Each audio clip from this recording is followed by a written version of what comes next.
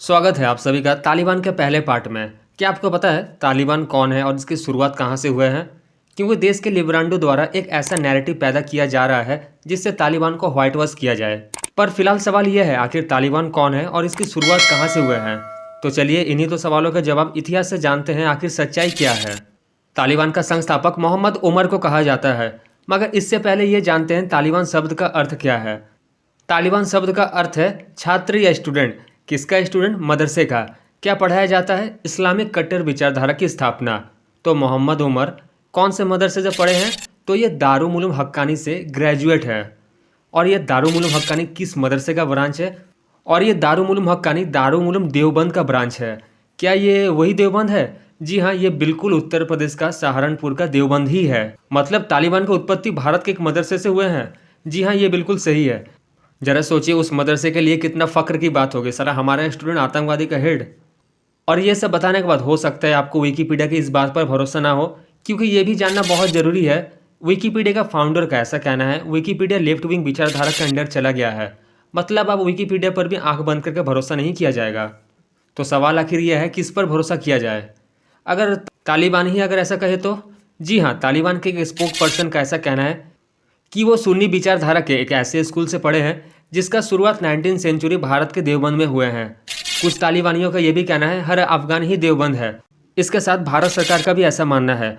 भारत सरकार द्वारा संचालित मिनिस्ट्री ऑफ एक्सटर्नल अफेयर्स में एक आर्टिकल साल 2002 में पब्लिश होते हैं। इस आर्टिकल का शीर्षक था देवबंद ऑफ ब्रदर्स। इस आर्टिकल में भी कहा गया तालिबान का शुरुआत देवबंद से ही हुए हैं। और इसी साल 2002 में ही न्यूयॉर्क टाइम एक आर्टिकल पब्लिश करते हैं जिसका शीर्षक था भारत की एक कस्बे के बीच से तालिबान का जन्म। और ऐसा और भी बहुत से आर्टिकल हैं। अब थोड़ी सी ये देवबंदी मदरसे के बारे में भी जानते हैं। इस मदरसे का स्थापना 1886 में होते हैं, जिसका मेन मोटिव था समाज में इस्लामिक विचारधारा का डर और इस्लामिक कानून का शुरुआत। दाढ़ी मत काटो, 5 साल के ऊपर महिला बच्चों को बुरखा में ही रहना, महिला को शिक्षा से दूर रखना, महिला और पुरुष को एक साथ ना काम करना, और भी बहुत सारे। और अगर कोई इस नियम का विरुद्ध करे तो उस पर फतवा जारी कर देना। वैसे तो यह फतवा भारत जैसे डेमोक्रेटिक कंट्री और हिंदू बहुल देश के लिए बेकार है, मगर फिर भी भारत में मुस्लिम के कुल जनसंख्या में से 15% देवबंदी या कट्टर विचारधारा के हैं। पाकिस्तान में यह आंकड़ा करीब 25% है। टीटीपी, एसएसपी, एलएजी जैसा बहुत से उग्रवादी विचारधारा के समूह देवबंदी विचारधारा के हैं। और जब आज तक वालों ने देवबंद के एक टीचर मौलाना करीम मुस्तफ़ा से एक सवाल पूछा, क्या तालिबान देवबंदी विचारधारा के हैं? तब इन्होंने कुछ नहीं कहा। उसके बदले में बोला तालिबान और अफगानिस्तान के लोग ही जाने।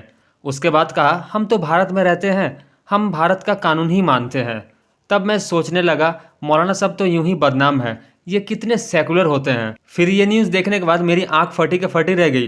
पता चला देवबंद के कुछ मौलानों ने मुस्लिमों के भारत माता की जय बोलने पर फतवा जारी कर दिया। अबे साले, तभी मेरा माफ करना, गुस्से में इधर उधर निकल जाता हूँ। जी हाँ, ये है total background history of Taliban और इस मदरसे की। ये हमेशा याद रखें, भारत में रहने वाले हर व्यक्ति देशभक्ति नहीं होते हैं। अगर ऐसे ही रियल फैक्ट जानना है तो वीडियो को लाइक, शेयर और कमेंट करना ना भूलें। साथ ही में चैनल में नए हैं तो सब्सक्राइब जरूर करें। मिलते हैं अगले वीडियो में कोई दूसरे रियल फैक्ट के साथ, और तब तक के लिए जय श्री राम।